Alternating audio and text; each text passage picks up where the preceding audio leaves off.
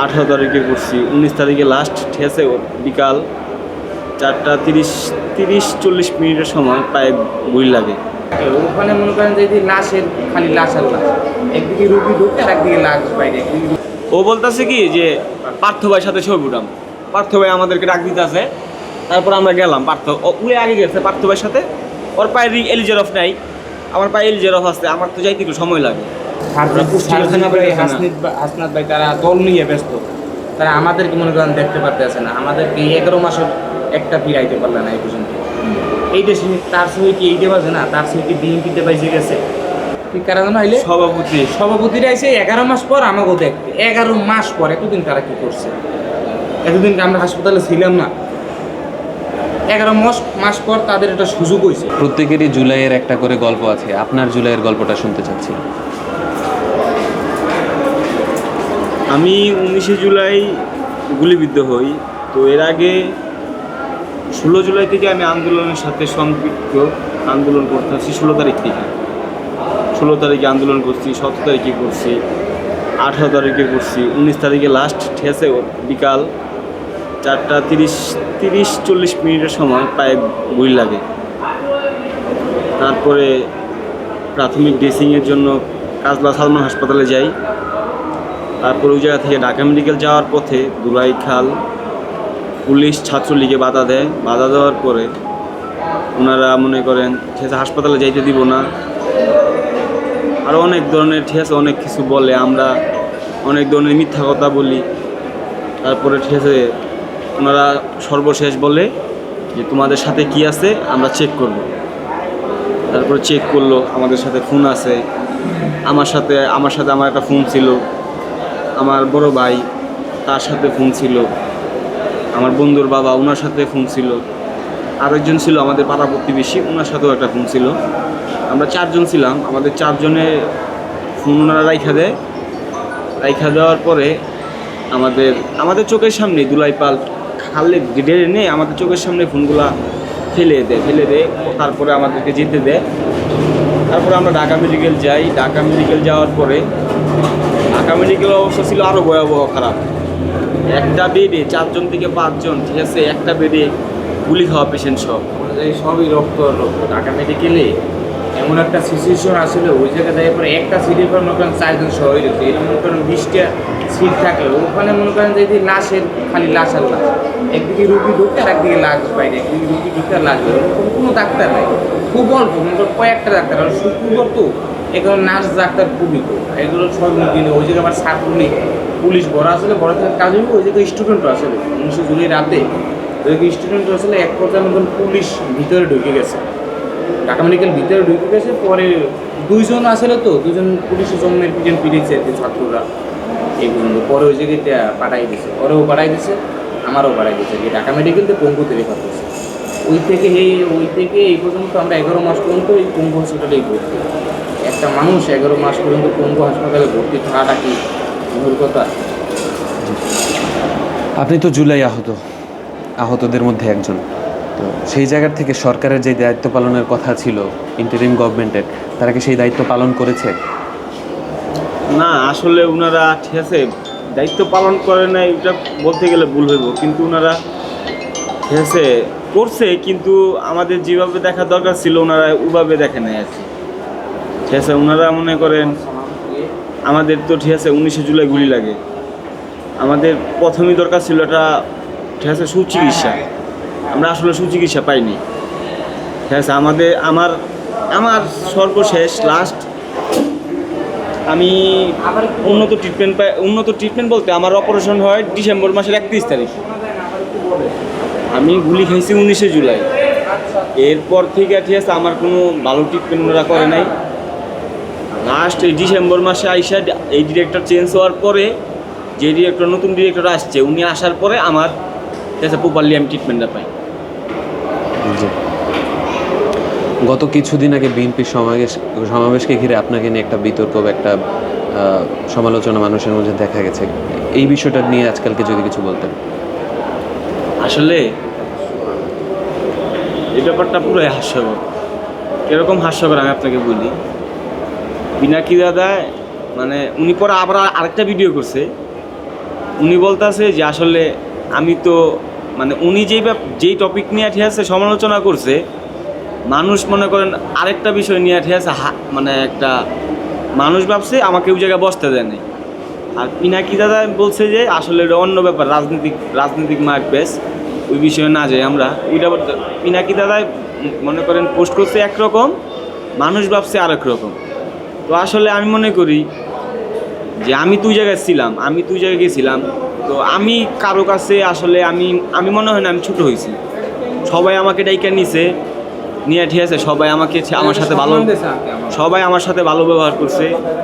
এবং কি সর্বশেষ মনে করেন ওনাদের কাছে আমি যাই আমি সবার সাথেই বসি এবং কি সবার সাথে ছবি উঠাই, সবাই আমার চিকিৎসার ব্যাপার নিয়ে কথা বলে। এরকম এই ছিল ব্যাপারটা আসলে। ওই দিনের ঘটনাটা কি ঘটেছিল যদি একটু বিস্তারিত বলতেন। ওই দিনকা মানে আমাদের যাওয়ার কথা ছিল 2টার আগে, আমরা গেছি প্রায় 2টার পরে। আমরা ভিতরে ঢুকে দেখি জাতীয় সঙ্গীত শুরু হয়ে গেছে। তারপর আমরা পরে গেছি, আমাদের জন্য যে মির্জা ফখরুল কাকারা যেই পাশে বসছিল ওই পাশে আমাদের জন্য 5টা সিট রাখা হয়েছিল। যে আসলে আমরা হাসপাতাল থেকে 5 জন আহত যেতেছি, আর শহীদ পরিবার এবং গুম খুনের পরিবার ওনারা গেছিল, আর মিডিয়া আরও এই যে যত নেতা সিনিয়র নেতৃবৃন্দ আছে তারা গেছিলো। তো ওই মুহূর্তে আমরা যে সামনে যেতে পারি না, জাতীয় সঙ্গীত শুরু হয়ে গেছে। এখন সামনের দিক যাইতে হইলে ঠিক আছে অনেক মানুষকে সরাই যেতে হইব। তো আমরা যে পাশে মিডিয়া ছিল ওই পাশে মিডিয়ার পিছনে আমরা বসছি, আমরা 5 জন গেছি, সবাই বসছি। আমরা একজনে 2টা করে চেয়ার নিয়েছি, মানে 2টা করে চেয়ার নিয়ে আমরা এক চেয়ারে পাও রাখছি, এক চেয়ারে বসছি। তারপরে আমার নাম দিছে বক্তব্য দিব, স্টেজে উঠবো। তারপরে আমি অনেক মিডিয়াকে সরাই, আর আমার সাথে আরও প্রায় 4 জনের মতো ছিল বিএনপি পরিবারের লোকই। ওনারা আমাদেরকে দেখাশোনা করার জন্য দিয়েছিল। তো ওই 4 জনে সবাইকে সরায়া এবং কি একজন সিনিয়র নেতা ওইটা আমাদেরকে জায়গা দিয়েছে সামনে যাওয়ার জন্য। তো আমরা সামনে গেছি, স্টেজের সামনে গেছি। স্টেজে যাওয়ার পর আমি এবং ওই যে আমার সাথে মনিরও গেছিল। তো তারপর ওই জায়গায় যাওয়ার পর রিজভী কাকার পাশে 2 জন সিনিয়র নেতা বসে আছে। ওনারা 2 জন ওইটা আমাদেরকে বসতে দিছে যে তোমরা বসো, ঠিক আছে। পরে আমরা ওই জায়গায় বসলাম, বসার পরে আমার নাম নিল, আমার বাড়ি কোথায়, আমার ফোন নাম্বার সব কিছু নিয়ে স্টেজে যায়, মানে যেসব আমার নাম বলবো নাদিম বলবো, ওনারা বলছে নাবিল, যে এখন আপনাদের মাঝে বক্তব্য রাখবে নাবিল। ওই আর কি একটু ভুল হয়েছে, আমার নাম নাদিম, ওনারা বলছে নাবিল। যাই হোক, তারপরে স্টেজে উঠলাম, ওইটা বক্তব্য দিলাম। বক্তব্য দেওয়ার পরে নিচে নামছি নাইমা আবার ওই জায়গায় বসছি, রিজভী কাকার পাশে আবার বসছি। তো বসার পরে রিজভী কাকা আমার নাম্বার নিছে, উনি নিজে নিছে আমার নাম্বার নিছে, বলছে হ্যাঁ আমি তোমার সাথে যোগাযোগ করবো, ঠিক আছে, চিকিৎসার ব্যাপার নিয়ে কথা বলবো। ওনাদেরকে বলছি আসলে যে আমরা যা বৈষম্য বিরোধী ছাত্র আন্দোলন করে আমরা বৈষম্য শিকার, ঠিক আছে। তারপরে মনে করেন ওই নাম্বার নিছে যে কথা বলবো। তারপরে মনে করেন আমরা আগে যে জায়গায় ছিলাম, মানে আমাদের যে জায়গায় আমাদের জন্য সিট রাখা হয়েছিল, তো আমাদের ওই জায়গায় নিয়ে যেতেছে, ওই জায়গায় নিয়ে গেছে। নিয়ে যাওয়ার পরে বসার পরে এই যে ইশাক ভাই ছিল, ইশাক ভাইয়ের সাথে তো আমার অনেক আগের থেকেই সম্পর্ক। তো ইশাক ভাই পাশে গেলাম, ইশাক ভাইয়ের সাথে কথা বললাম। ইশাক ভাইয়ের সাথে কথা বলার পরে ও বলতেছে কি যে পার্থ ভাইয়ের সাথে ছবি উঠাম, পার্থ ভাই আমাদেরকে ডাক দিতেছে। তারপর আমরা গেলাম, উড়ে আগে গেছে পার্থ ভাইয়ের সাথে, ওর পায়ে এলিজেরফ নাই, আমার পায়ে এলিজেরফ আছে, আমার তো যাইতে একটু সময় লাগে। তো ও আগে গেছে, আমি একটু ওর পিছে গেছি।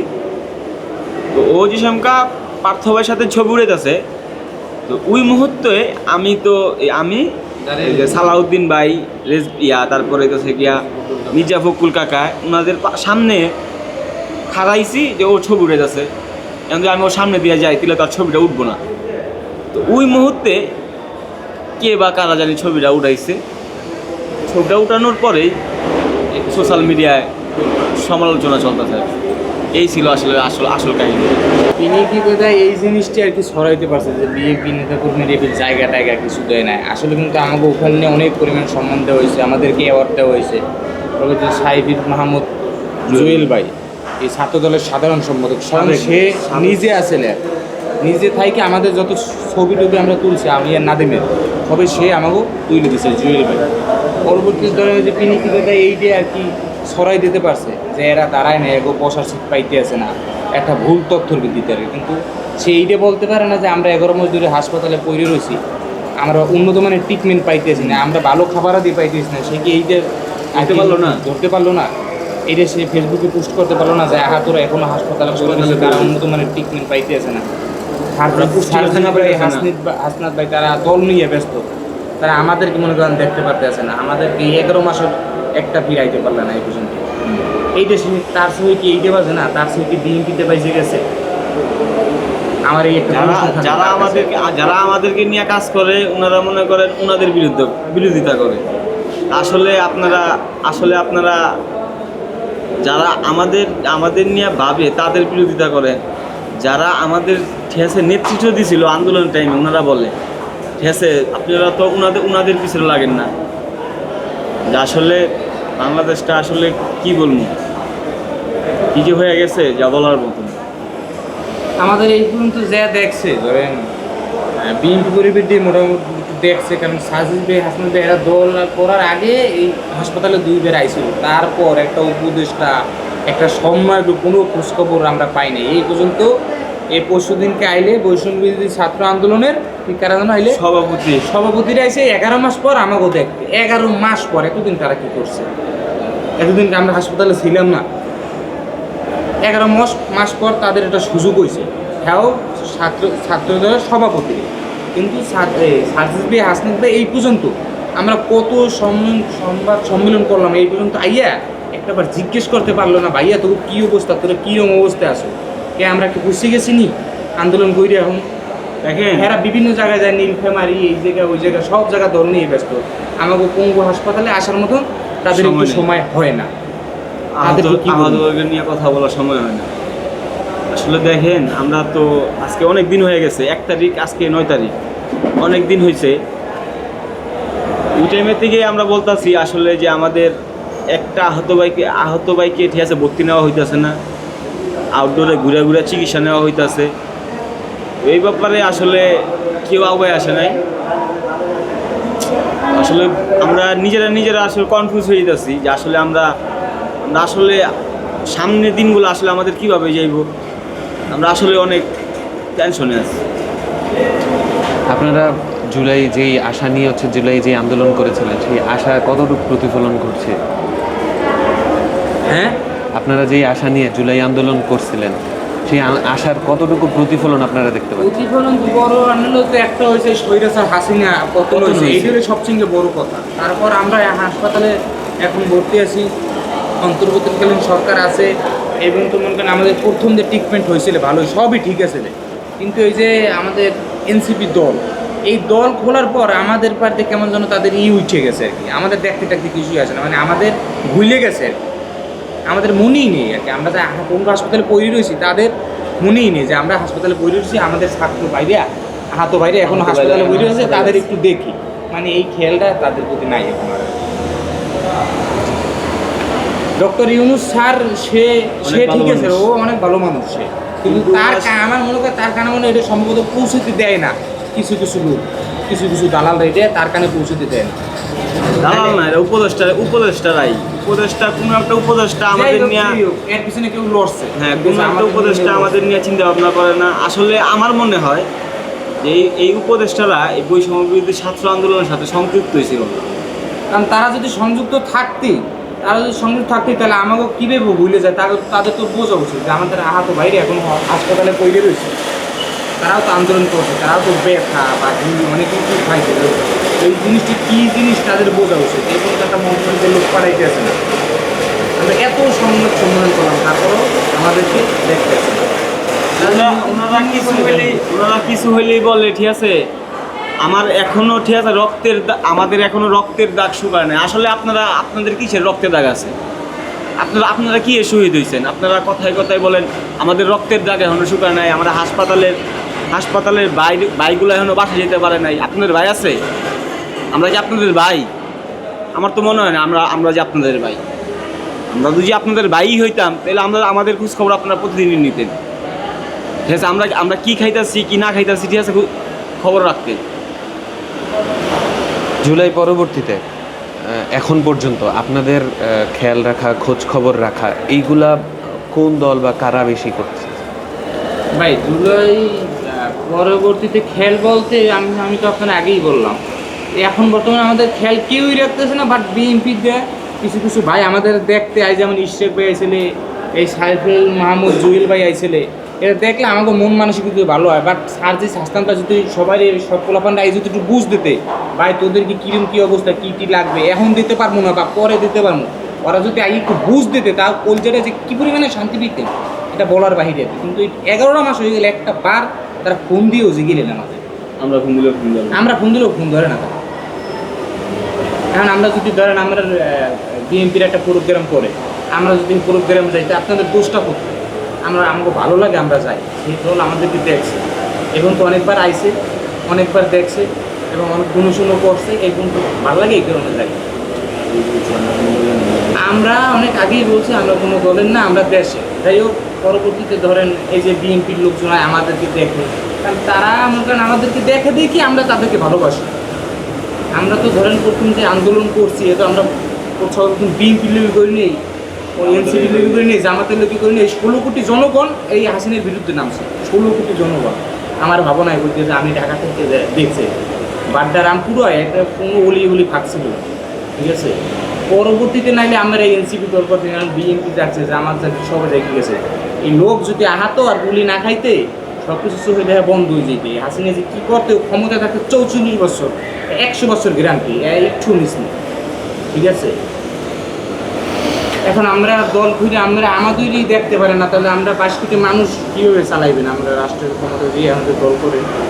আপনারা যদি পরবর্তীতে প্রধানমন্ত্রী হন, আপনারা হন, আমাদের তার বরদোয়া করি না, বা আমি চাই না যে আপনারা হইয়েন না, এটা আমাদের বড় কথা না। আমাদের বড় কথা হলো এইটাই যে আপনারা আমাদের 22,000 আহতদেরকে দেখতে পারেন না, তাইলে 20 কোটি মানুষ কীভাবে চালাইবেন আমাদের রাষ্ট্রে আইয়া? ভাই আমার আশা হয় যে আমি যদি ভালো মতন ট্রিটমেন্ট, ভালো মতন আমি একটু আগে ঢুকে ঘুরে যেতে পারি, এইটা আমার জীবনে সত্যি হলে বড় আশা। এরপর আর আমার কোনো আশা নাই। আমাদের দেখেন ওই সময় আমরা গুলি খাইছি, হাসিনা, আমি 19 জুলাই গুলি খাই রামপুরতে আর কি। 19 জুলাই আওয়ার পর তো এই হাসপাতালে আই, ওই সময় কিন্তু শৈলে স্যার হাসিনা ক্ষমতায় ছিল। এই 5 তারিখ পর্যন্ত আমি বুঝি নাই যে বাইসে ফিরবো। এই যে হাসপাতালে আইসি আমরা বুঝছি যে আমাদের যে মাইরে ফেলায় একটা একজনের এক এক জায়গায় রাখছে, আমাদের মাইরে ফেলাতে যে কোনো সিস্টেম দিয়ে ইনজেকশন দিয়ে বাচ্চা দিয়ে এবং তো সে আমাদের মাইরে ফেলায়। তাই যাই হোক, এখন তো আল্লাহ আমাদের বাসায় রাখছে। এখন তো হচ্ছে আমরা যদি ভালো ট্রিটমেন্ট পাই, একটু আগে ডুবে ফিরে যাইতে পারি, এইটাই সবচেয়ে আর কি একটা বড় আশা। আমরা যেটা জানতে পারি যে আন্দোলন চলাকালীন সময় 5 আগস্টের আগেই কোনো একটা সময় শেখ হাসিনা জুলাই আহতদের দেখতে আসছিলেন, আপনারা সেই মুহূর্তে হসপিটালে ছিলেন? হ্যাঁ, আমি সেই মুহূর্তে হসপিটালে ছিলাম এবং সে দেখতে আইসে, তার সাঙ্গপান বলল এই যত পঙ্গুর যত খাদ আছে, এই খাদের উপরে মনে করেন ওর সেনাবাহিনী, ওর বিজিবি এবিল লোড কইরা ফায়ারিটা পরে আমাদেরকে দেখতেছে, আমাদের দাঁড়িয়ে কিছু ছিল না, একটা মোবাইল ফোন আগে বন্ধ করেছে, পরে ফল কারণে যে একটা ছুরি সেটা মনে করেন লইয়ে লইছে। পরবর্তীতে এরপরে শেখ হাসিনা আইলে, আসার পর জিগেলে কিরম কী অবস্থা, কীভাবে কী হয়েছে, আইয়া মানে কত ধ্বংসে দেয়াইছে, কান দিয়ে কিন্তু চোখ দিয়ে পানি পড়ে না। আমার 10,000 টাকা দিয়েছে, মানে আমার মাইলে আমার ছেলের এই পেশে, তাহলে আমার গার উপর দিয়ে টাকা দিতে আছে, সেই টাকা দিতে আছে, যাহারে ছেলের গার উপর দিয়ে টাকা নিন না সেই কিন্তু দিতে আছে। আমার মায়েরা বলতেছে ছেলের গার উপর দিয়ে টাকা নিন না, ওদের সেই দিতে আছে। চিন্তা করেন কতটা ইহুদির বাচ্চা ইহুদি। ওরে ভাই, আমার মনে হয় যদি 50 বার ফাঁসিও দেয় তাও ঈদ শোধ হইবে না। এই জুলের যে মানুষগুলোর খুন বা হত্যা গুম, মানে এই জুলোই এর আর কি, আগে যা কিছু করছে তো সেটা করছে, এর সরে ওরে একটা ওরে ইসরায়েলি গোদারে দিয়ে লাগে, ইসরায়েল গোদারে দিয়ে ওরে যুদ্ধ করে, ইরান বা অন্যান্য দেশ ফিলিস্তিনের লোক যুদ্ধ করে, ওরা এই যুদ্ধের মাঝখানে খুঁজে বড় মাটি লাগে, এই যুদ্ধগুলো করছে। এত বড় অপরাধ করছে আর কি ছাত্রজন। আমি চিন্তা করেন একবার, যে দেশের প্রধানমন্ত্রী ছাত্রকে বুকে গুলি চালাইতে পারে, সে কতটা ইহুদির বাচ্চা। ইহুদি হতে পারে, আরও এর ভিতরে কথা আছে, আমরা আসলে সব বলতে পারি না, কারণ সবাই কিন্তু ভাই মিডিয়ার সামনে কথা বলতে পারে না, ঠিক আছে। এই